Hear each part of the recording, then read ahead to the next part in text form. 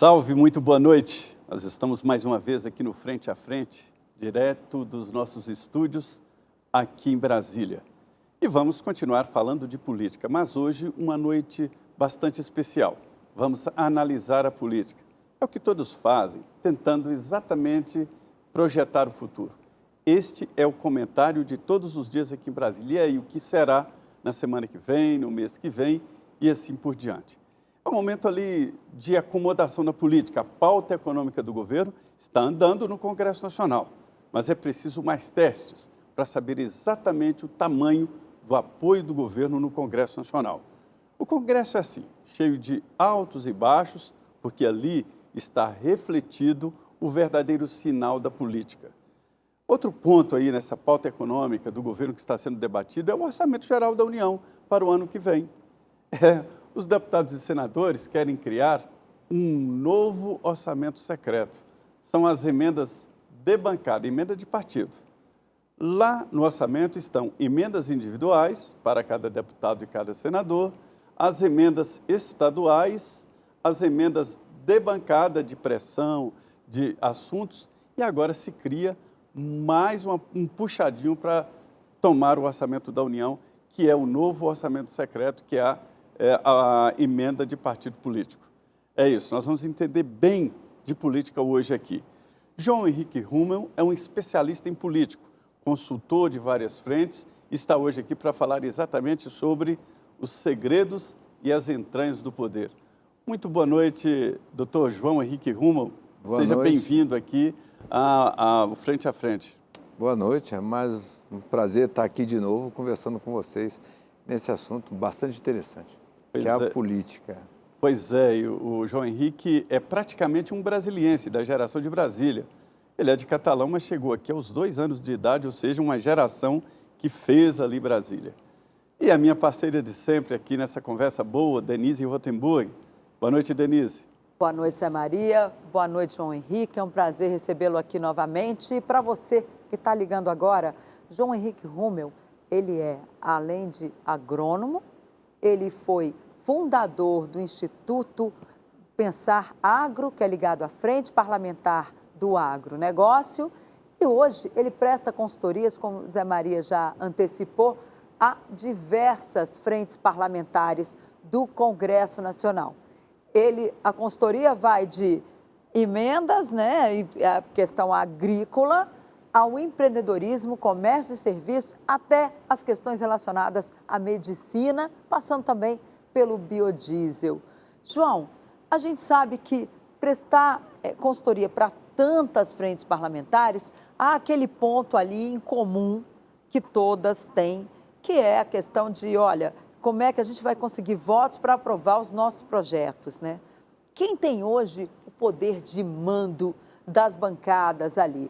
São os líderes ou o Arthur Lira?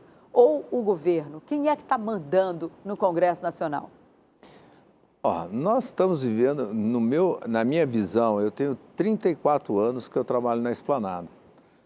E a minha visão hoje, do que eu vejo dentro do Brasil, é que a gente está vivendo uma revolução. E esta é uma revolução que está no momento de definir, é uma mudança de postura, é uma mudança de comportamento que a gente precisa ter. Por quê? Se eu for contar uma história para vocês, pequenininha e bem breve, eu vou falar o seguinte: no século passado, há 20 anos atrás, tudo dependia do Executivo. Eu só votava medida provisória, o texto vinha do Executivo, o Executivo negociava e ele precisava de voto, ele tinha um orçamento na mão. Ao longo do tempo, isso vem mudando, tá certo? Eu brinco que o primeiro ato do governo, do Congresso assumir isso foi até a mudança do fim da conta movimento e o orçamento ir para o Congresso decidir isso. A mudança do rito da medida provisória... Isso foi quando, da conta movimento? A conta movimento acabou na Constituição. Quando a Constituição entrou em vigor, logo em 1989, começou a ter o PPA, o orçamento novo, teve PPA, a Lei de Diretrizes Orçamentárias e a Lei de Orçamento Nacional. O orçamento hoje é a principal peça do Congresso, né? Eu entendo que se o Congresso existisse por um só motivo, seria para votar o orçamento. é o principal pauta dele. Agora, eu só colocando o seguinte, ao longo do tempo, agora o Congresso foi se apoderando primeiro da pauta, porque a pauta sempre era travada e eu só votava o que o Executivo encaminhava. Há 10 anos para cá, tá certo? Isso vem mudando. Eu tenho um estudo, a Action fez um estudo, onde coloca o seguinte, em 2012, 80% do que se votava no Congresso, que se votou um ato legal, era de origem do Executivo. O ano passado, 76% a origem é do Legislativo. Pauta. Então, você fala assim, a própria lei, a própria PEC 45 que a gente está discutindo, ela é de origem não do Executivo, ela é de origem do Legislativo. E eu posso dar vários outros exemplos para você. Código Florestal, licenciamento ambiental, o saneamento básico, e daí vai. É tudo de origem hoje do Legislativo. Inclusive, as questões das medidas provisórias, ultimamente, a gente tem visto que o governo não tem tido sucesso nas MPs, ou seja, ele precisa ou transforma em projeto de lei, né? Porque já, pelo menos eu me lembro de algumas que o governo tentou mandar este ano, que, aliás, enviou e que acabou virando projeto de lei porque o Congresso bateu o pé e disse, olha, a medida provisória para isso eu não aceito. Mas só teve a questão lá essa mesma 1185 que está em votação aí agora, que o governo vai insistir na medida provisória, aquela da subvenção de ICMS, que o governo quer insistir na MP, os congressistas preferem o projeto de lei, que aliás já foi encaminhado. Não é isso? Só que, por que isso acontece, Denise? Acontece quando veio o último ato, o teto de gasto, tem uma mudança genérica nessa relação do Executivo com o Legislativo. Porque antigamente o orçamento era feito em cima de receita. Se programava uma receita e eu fazia as despesas, tá certo? E chegava no Congresso, eu aumentava a receita e tinha uma emenda de relator. Com a lei de teto, eu não olho mais receita. Eu pego o que gastou no ano anterior, o teto daquilo, boto a inflação e é esse o gasto. Quando esse orçamento chegou no Congresso, o relator falou, cadê minhas emendas? O Executivo virou para ele e falou assim, acabou. Você não tem mais esse espaço para criar emenda de relator. Tá? O que aconteceu? Eles tiveram que buscar uma solução.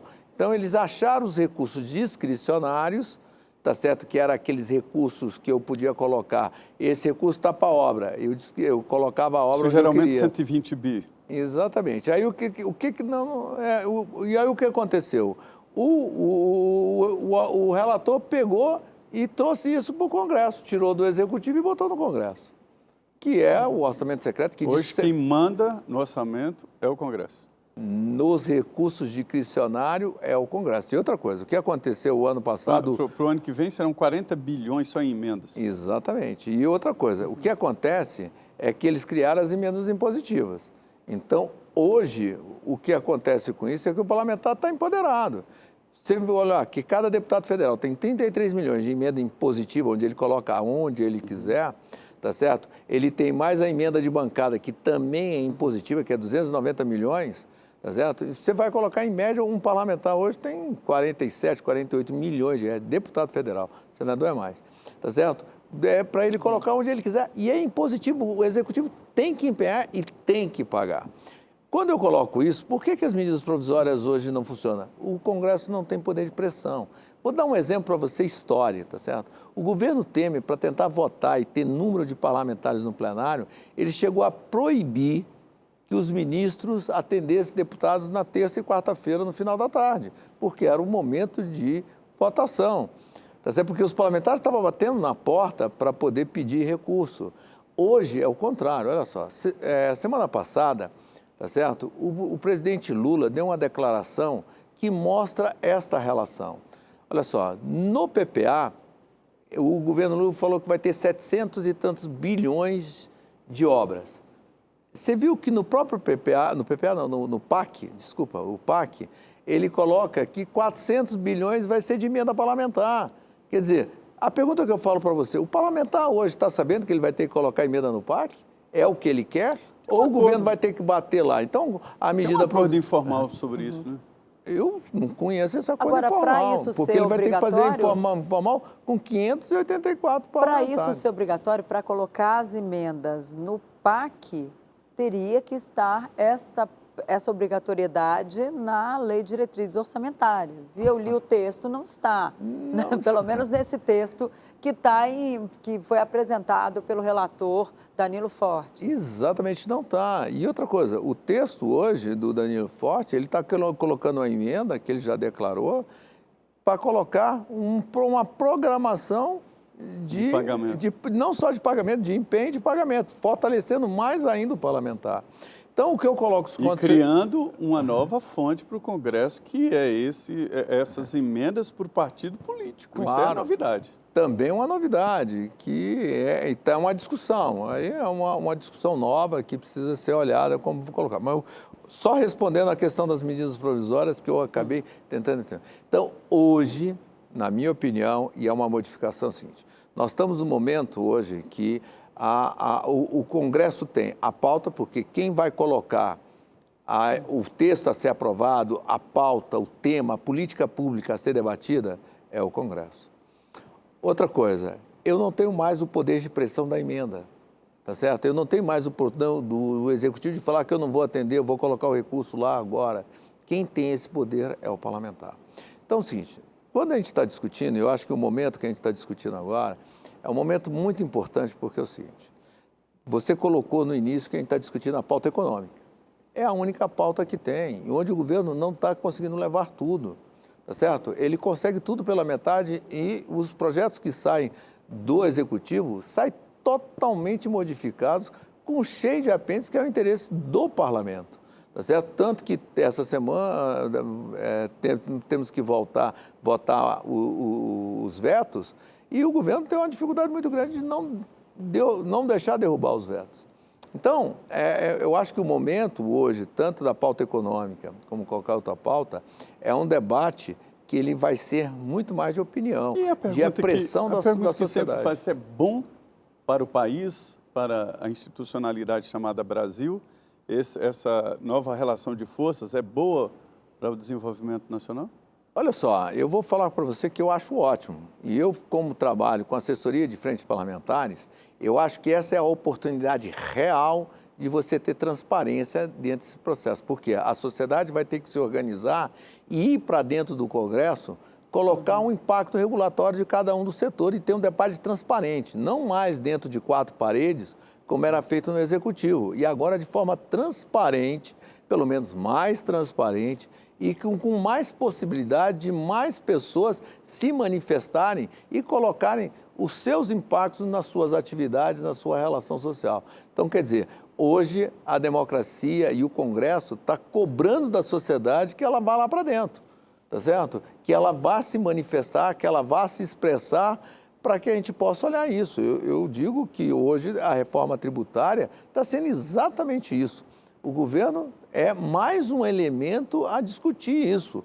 A sociedade se organizou, está indo para dentro, conversando, se impondo, medindo quais são os impactos, para a gente chegar a uma coisa. É mais difícil chegar ao consenso? Mas eu garanto que vai chegar a uma coisa que tenha o respaldo da sociedade. Então eu vejo que isso é o fortalecimento da democracia. Eu acho que o Brasil está evoluindo gigantescamente. Ao contrário do que a maior das pessoas falam, eu, na minha opinião, acho que a gente está sendo mais transparente. Nada nos escuros. O escuro de botar uma emenda para cá, não é isso. Porque, eu já fui ordenador de despesa. Eu tinha que colocar uma emenda, tá certo? Que eu colocava no Rio Grande do Sul ou no Acre. Tá? Eu conheço o Acre, conheço o Rio Grande do Sul para saber a necessidade? Não. Quem sabe disso é o parlamentar que está lá, está sendo cobrado toda semana. Tá certo? E está sendo cobrado não só pelo que ele prestou de bom, como pelo que ele fez de errado. Então, eu acho que não tem nada na minha opinião pessoal, é muito mais transparente do que era do Executivo, que uma pessoa tinha um poder discricionário para isso e tinha um poder de barganha para isso. Agora, a barganha está sendo com a sociedade, com o seu eleitor, lá na base.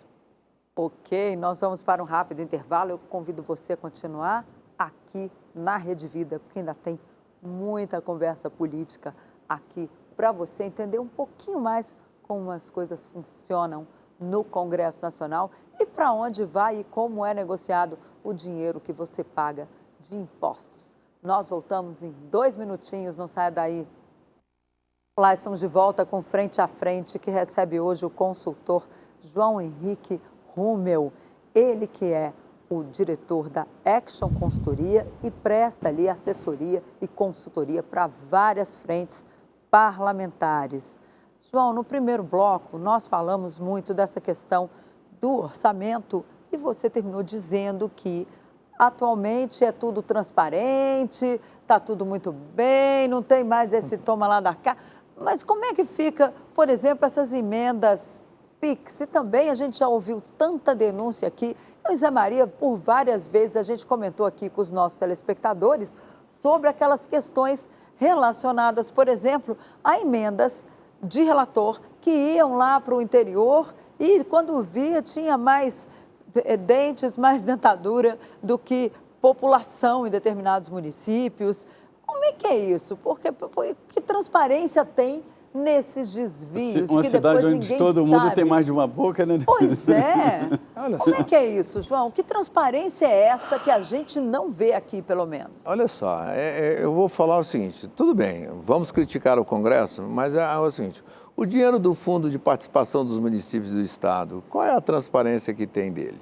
Você sabe onde foi aplicado esse recurso? Caiu tudo no Caixa Único, tá certo? O mesmo caixa que caiu o Fundo de Participação do município, caiu a emenda PIX. Emenda PIX. Tá certo? Então, Não, é um pouco diferente, porque Então, aí é um investimento externo, Não. onde o prefeito não tem que explicar. Não Tá, tem que ele fazer não. projeto. Todo o dinheiro público tem que ser explicado. Tem que ser O FPNE também é a mesma coisa. O Fundo de Participação dos Municípios é a Mas mesma depois, coisa. a posteriori. A posteriori, todos os dois é a posteriori.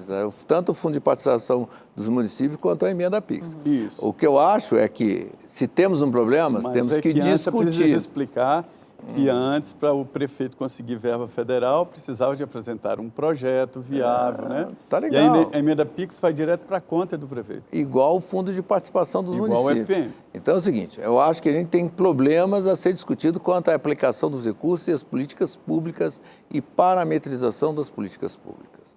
O que eu acho que hoje a discussão que a gente tem é de discutir aonde a gente quer chegar e aonde os parâmetros precisam ser colocados. Então, se eu preciso tratar do SUS, vamos fazer políticas públicas específicas do SUS, vamos ter eficiência.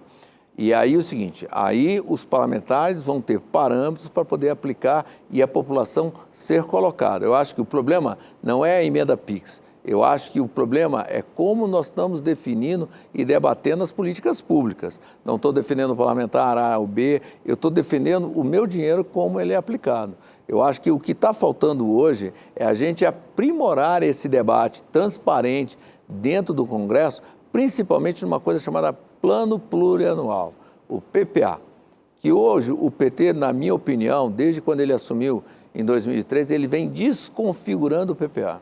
Ele vem diminuindo o número de ações e o número de programas. Transformando o PPA em PAC, né? Exatamente. Tá Então é o seguinte, em coisas genéricas. E essas coisas genéricas que dá a forma de você emitir essa e gastar onde você quiser. Eu acho que se a gente hoje tivesse clareza do que eu quero da educação, o que eu quero da saúde, o que eu quero da segurança, o que eu quero de melhoria da qualidade, e a gente poder, todo mundo de forma consciente e transparente, discutindo normas, leis, aí onde vai ser aplicados os recursos, nós vamos controlar isso. Agora, a gente não pode criticar só o parlamentar, a gente tem que discutir também como é que esse recurso é colocado João, lá no município. O Brasil passou por várias fases de arcabouço legal para impedir o roubo de dinheiro público. Antigamente, para se ter uma ideia, o gestor, prefeito, governador, secretário, ele tinha até dinheiro vivo no cofre, né, para se ter uma ideia, e numa inflação de 82%. Né? Hoje não. Para roubar, o cabra tem que ser mais esperto. Né? E veio várias leis, que eu acho incrível, a lei de responsabilidade fiscal, o arcabouço foi fechando e tal. Hoje está mais difícil de roubar, não está? Olha só, Não eu estou acho... dizendo que não tem, não. Olha só, O cerco está sendo fechado. Eu acho que o cerco vai ser fechando e a gente vai melhorando esse aspecto Agora, o que nós estamos discutindo hoje, por exemplo, eu estou na frente parlamentar do empreendedorismo, Perfeito. tá certo? A gente está discutindo hoje e vendo que existe uma necessidade da reforma administrativa.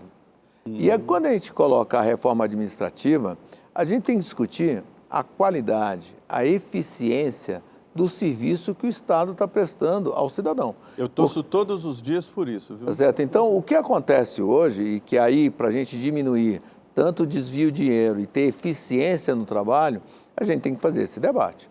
E esse debate, a gente tem que ser claro. Por exemplo, vou colocar 3 serviços para vocês de forma clara.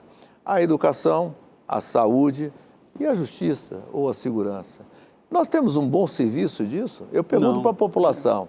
A população hoje, se eu for lá como um deputado federal e perguntar se a população quer uma escola pública ou privada, o que ele vai responder? Pública, claro. Privada. Nada.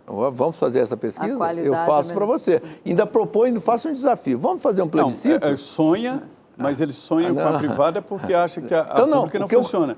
Mas o brasileiro não tem condições de pagar a escola Não, mas privada. o Estado, de vez de construir a escola, ele dá um voucher como opção.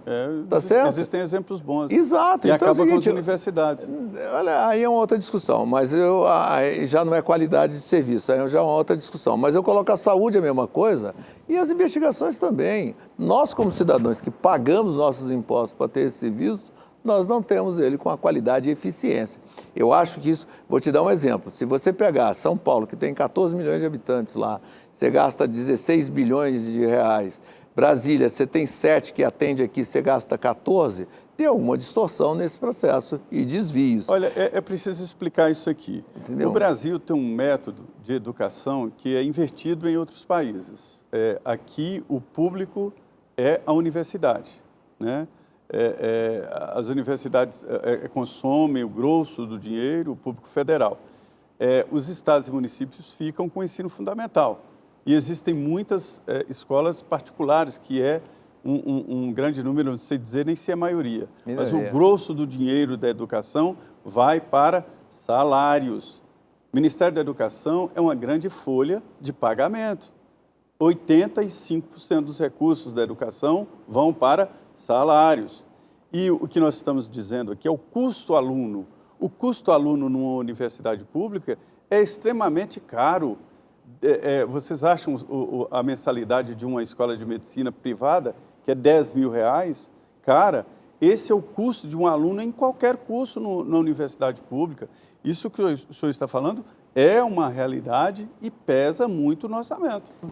Essa é a grande preocupação que a gente tem. Se a gente quer colocar, se a gente está sendo roubado ou está sendo mal gasto o recurso, mal gerido, né? Mal gerido, com pouca eficiência, com pouca produtividade. Que para mim é a mesma coisa de roubar. Tá certo? Então, essa é a discussão que a gente tem que fazer. A eficiência desse processo.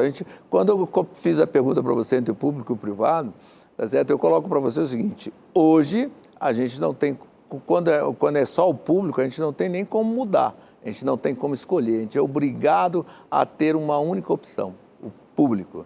O que eu quero colocar é que a gente precisa começar a ter esse questionamento. A gente precisa ter uma maneira de questionar, de avaliar e cobrar do parlamentar esta maneira de como gastar esse dinheiro, eficiência e ter um serviço melhor. Mas já não existe essa cobrança por parte dos eleitores? A gente vê ali que quando uma coisa sai mal feita, vem muita reclamação, né, ali nas eleições, e às vezes governos perdem eleições porque não se comportaram direito na hora de atender o eleitor. Eu concordo com você, mas volto a falar uma coisa. Eu acho que essa transparência, as redes sociais, tá certo? Ela vem demonstrando cada vez mais esse processo e esses problemas.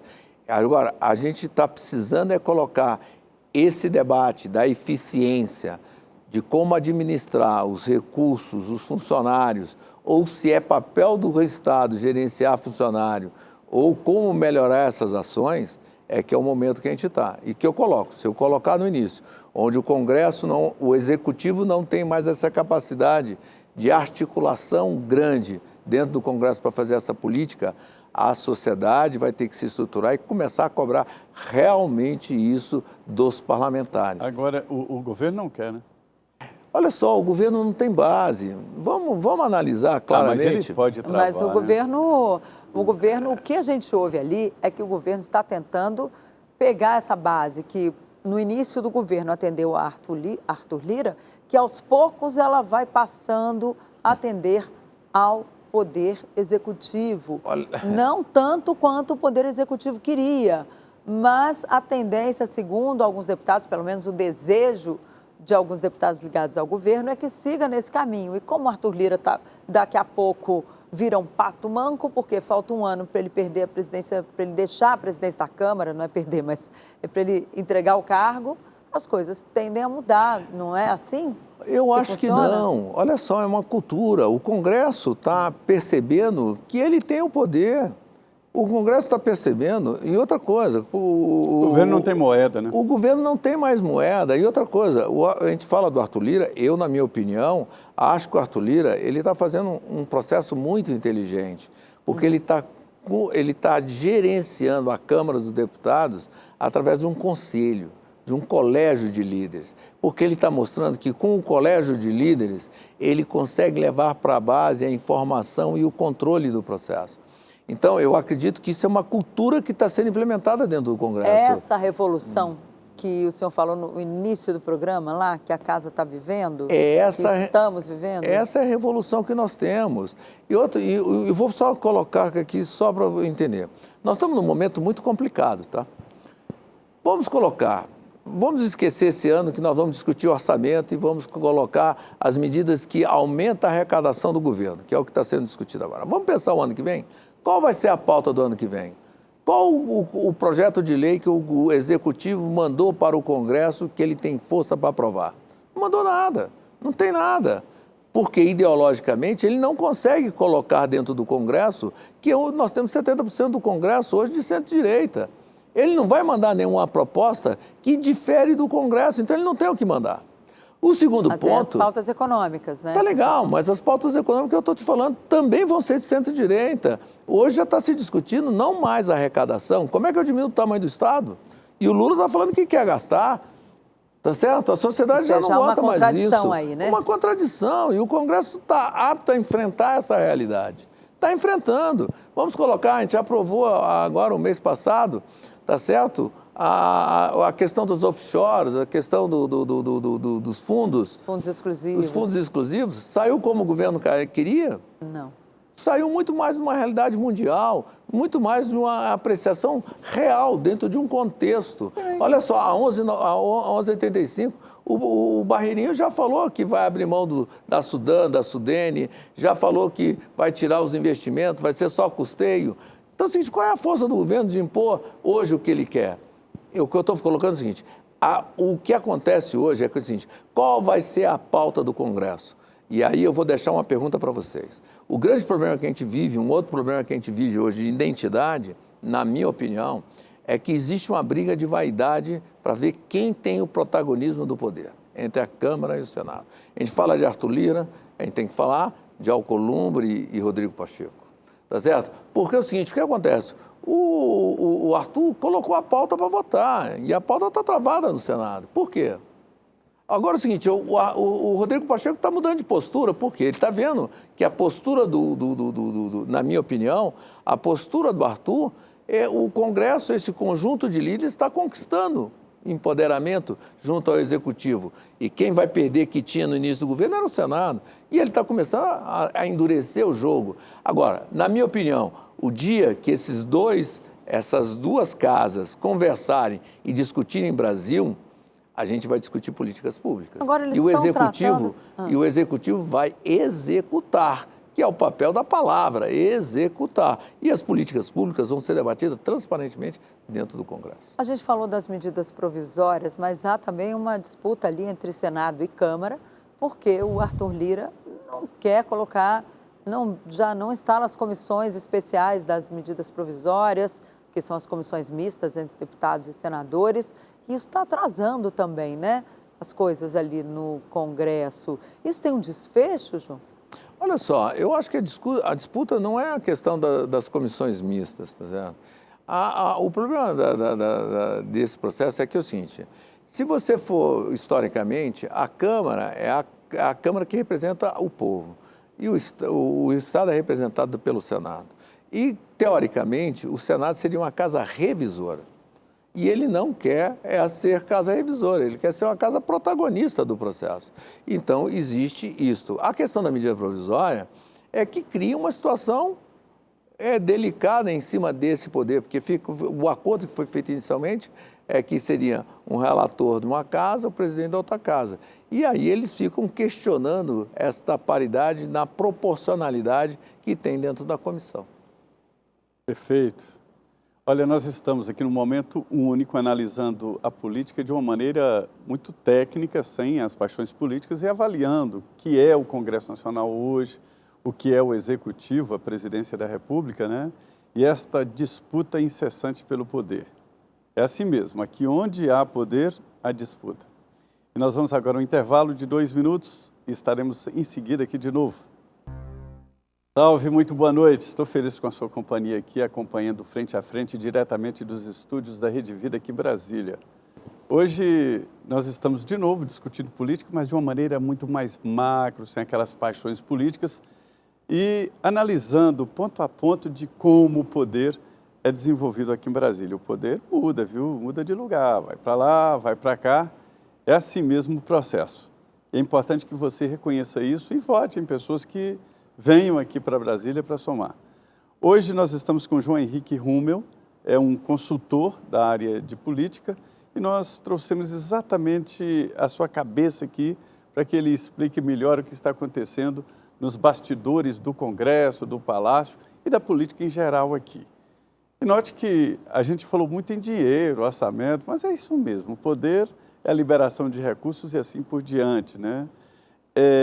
João Henrique, eu tenho notado que os partidos políticos estão perdendo aquela importância de antes para as frentes parlamentares. Hoje existem, acho que mais de 100 frentes parlamentares, acho que 140 frentes parlamentares no Congresso Nacional.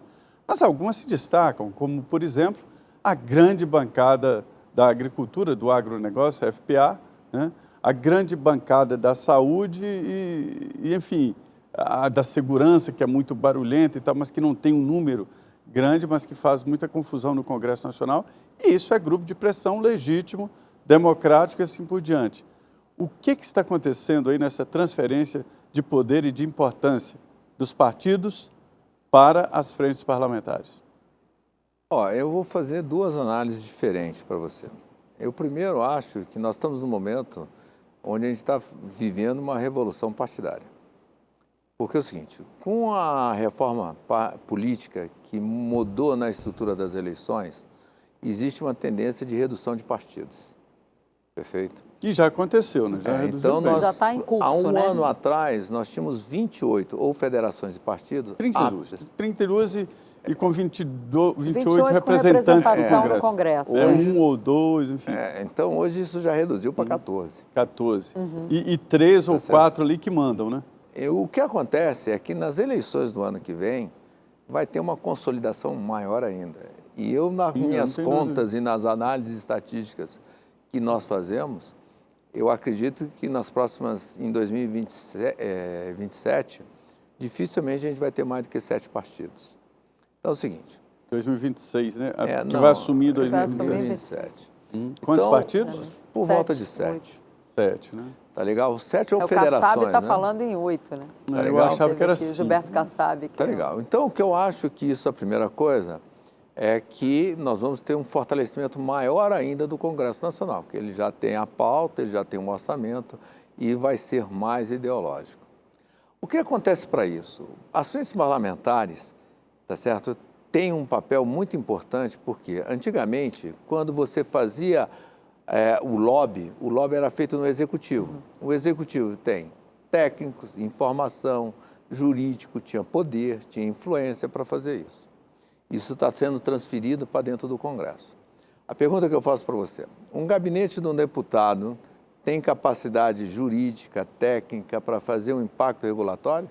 Zero. Não O tem, partido político... Tem para fazer política. O partido político está preparado para isso? Não, também não. Alguns não, né? Tem uns que estão tentando se Nenhum. preparar Igual, ali. e como a frente parlamentar não tem, não. Então, o que preparação acontece? para isso. Existe um vazio.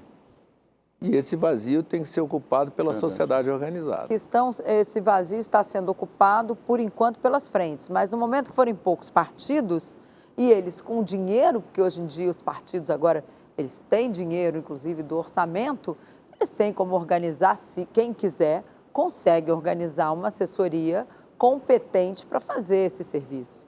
Eu, sinceramente, acho que a democracia ela é feita pela participação da sociedade. Eu acho que a sociedade ela precisa se organizar e se posicionar dentro do Congresso para cobrir este vazio, de montar estratégia e fazer um debate. Por que eu acho que as frentes ela têm que ocupar esse espaço? Um partido ele é plural, ele vai ter que atender o Brasil inteiro e todos os segmentos. Ele vai poder falar que a prioridade dele é fazer uma política pública A. Esta proposta de política pública tem que fazer um estudo regulatório. O que vai acontecer em cada segmento da sociedade sobre esse impacto regulatório, cabe à sociedade realizar, investir e defender os seus interesses. E as frentes aí, elas conseguem ser mais específicas, né, em cada setor. Exatamente. Então, existe a importância. Agora, ela precisa estar organizada. Ela não precisa... Hoje tem quase 300 frentes, na realidade. Tá certo? Agora, eu pergunto para você o seguinte, eu tenho frente para chamar... eu tenho frente para chamar de minha. Deputado daqui a pouco. Tá certo? Eu tenho de frente para chamar de minha. Mas eu acho que esse não é o papel da frente.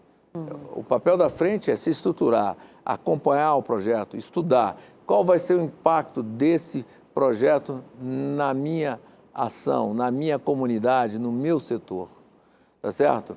E eu falo que esse debate tem que ser rico. Quanto mais frentes organizadas, quanto mais frentes fizerem esse estudo, maior vai ser a riqueza do debate transparente dentro do Congresso.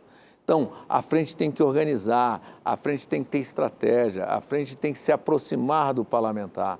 O parlamentar é uma máquina a ser utilizada pela sociedade.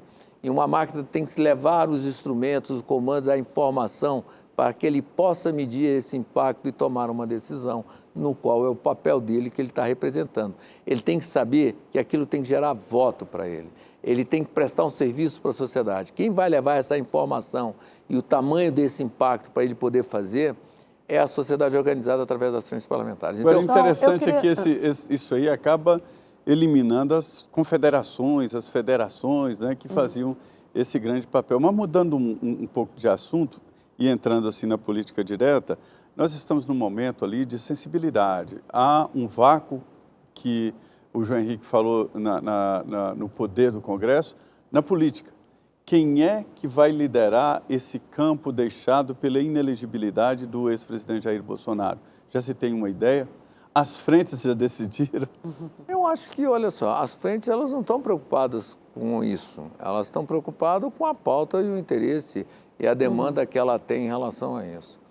Eu, sinceramente, acho que os políticos, os partidos, eles estão começando a se identificar ideologicamente. Hoje, eu acho que a gente vai ter 5 tendências, como você falou, talvez 5 partidos. Eu acho que são 5 tendências. Eu tenho a esquerda, a direita, a centro-esquerda, a centro-direita e o centro. O grande problema hoje é qual partido que vai sobreviver em cada um desses segmentos e qual vai ser a postura dele e qual vai ser o seu representante dentro desse processo. Eu acho que nós temos aí essa discussão clara, tá certo? E dentro da própria direita eu tenho discussões diferentes. Eu tenho a direção de costumes, eu tenho a questão da liberdade econômica, eu tenho a discussão mais radical sobre o direito de propriedade, não direito de propriedade. E eu acho que cada segmento de partido vai ter que começar a se identificar com isso, tá certo? Senão vai ter que começar a ter concorrência dentro dos partidos para isso. E isso eu acho que é salutar. Eu acho que essa radicalização ela é uma questão de momento. E está na hora... Isso vai passar, né? Isso vai passar, tá certo? Eu acho que os dois polos estão usando esse radicalismo para sobrevivência. Até que quando tá um se alimenta do outro, Exatamente, né? mas eu acho que a sociedade está se preparando para mais, tá certo? Eu acho que hoje, nas últimas eleições, na minha opinião, a gente teve muito mais votos de protesto para um lado ou para o outro do que de consolidado. De força mesmo, né? De cada lado. força mesmo para cada lado. Eu queria entrar num assunto que é o assunto do momento. A gente vai ter aí em dezembro a COP28 e a transição energética, ela está na ordem do dia, né? Porque vivemos aí essas mudanças climáticas preocupantes. Agora, o senhor falou que está aí dando uma consultoria à frente do biodiesel. E a gente já percebe uma disputa geopolítica entre o biodiesel, colocado aí também o etanol, e os carros elétricos, no caso, né? Entre a eletricidade versus biodiesel. Como é que isso vai se processar? O nosso caminho são os carros elétricos ou nós vamos partir para os carros híbridos ou os carros aí movidos a biodiesel? Olha só, eu acho que isso é uma questão econômica. Eu acho que tudo na vida é a capacidade de pagamento e que as pessoas estão dispostas a fazer e o que vai ser mais barato, tá certo? Eu, no biodiesel, só para você falar o seguinte, quando eu falo de biodiesel ou etanol, tá certo? Principalmente o etanol de milho, eu não estou falando de simplesmente o combustível, de colocar o combustível. Eu estou falando de uma política pública. Olha só. Quando eu falo de biodiesel, aí eu vou falar do biodiesel mais especificamente, o biodiesel ele é feito de resíduo, tá certo? Então é o seguinte, quando eu produzo a soja, ninguém come soja. O que é a soja? A soja é esmagada, ela gera o farelo e o óleo. O farelo vira proteína e vira carne. O óleo vira o quê? É o óleo de cozinha, só que é o seguinte, se a gente esmagar toda a soja brasileira, nós vamos ter 30 bilhões de óleo de litros. Você sabe qual é o consumo da população brasileira? 3.500. O que eu faço com o resto? Vou queimar? Vou jogar no lixo? O que eu vou fazer? É custo para carne. Se eu quero ter carne mais barata, eu tenho que ter uma utilidade para o óleo. O sebo é a mesma coisa. Eu mato um boi, um frango, um peixe, qualquer, eu tenho que tirar o excesso de gordura, um porco. E eu não tenho o que fazer com isso. É resíduo. Eu posso fazer combustível. Eu posso fazer isso. Então, eu acho que como política disso, cada dia, como política pública, eu acho que todo mundo vai ter o seu espaço e cada dia menos preocupado com a reciclagem, o ciclo, menos emissão de carbono tirado do solo. Então, eu acho que tudo isso tem a possibilidade de ocupar o seu espaço cada dia com mais tecnologia e cada dia. Então é o seguinte, aquilo que eu estou falando, o biodiesel ele é muito mais importante para a cadeia de proteína, que é a principal pauta de exportação brasileira, do que a pauta de combustível. Você aposta no carro elétrico ou no híbrido com biodiesel e com o programa brasileiro e o Proálcool? Eu acredito em todos eles, inclusive no hidrogênio. Eu acho que hoje o Brasil está numa diversidade na transição energética muito importante, tanto que a gente está discutindo aí o combustível do futuro, que é uma forma de incentivar todas essas formas, não só o hidrogênio, o biodiesel, verde, né, o etanol, o biometano, todas essas novas formas de combustível, principalmente o que é reciclável. Que pessoas respeitáveis me dizem que o carro elétrico não está nessa garantia toda para o futuro, principalmente para a Europa, que tem que alimentar o carro elétrico com... Pois é, e há também aí uma geopolítica, uma briga, porque as baterias são produzidas na China e os Estados Unidos não querem ficar dependentes das baterias chinesas e por isso apostam mais de energia para alimentar os carros, né? Porque na Europa, por exemplo, a energia é produzida por energia fóssil. Então, de qualquer maneira... olha só, eu acho que o carro elétrico é um carro que tem um puta de um potencial de você vir, de ter energia. Precisa de uma infraestrutura maior, precisa de uma logística melhor, precisa as pessoas estarem mais programadas para ter um carro elétrico, diferente de um carro a combustão. Então, eu acredito que a sociedade vai ter que se organizar. Hoje, eu fazer uma previsibilidade, qual o caminho que vai ter o combustível... É difícil. É muito difícil. Eu acredito que todo combustível que ele é reciclável, como o biodiesel, o etanol, quer dizer, eu não tiro, ele não é uma matéria final, eles vão ter vantagem competitiva, como o próprio hidrogênio, tá certo? João, eu acredito Eu queria fazer a última pergunta, que nosso programa, infelizmente, está chegando ao fim, é sobre a disputa da Argentina. Na Argentina, ali, tá repetindo o Brasil. É uma decisão entre o mais odiado e o menos odiado, né? Essa eleição lá acaba repercutindo aqui no Brasil. Como é que o senhor está vendo aí essa disputa política e a situação da Argentina? Olha só, eu brinco muito que eu falo que é o seguinte, no Brasil, o Bolsonaro, ele se tornou um líder porque ele deu voz a uma quantidade de pessoas que estavam escondidas no armário e que estavam reprimidas pelo politicamente correto. As redes sociais, e cada dia que os algoritmos entram na seleção, você vai formando bolhas. E cada dia mais as pessoas vão identificando, olhando mais para o indivíduo e menos pelo coletivo.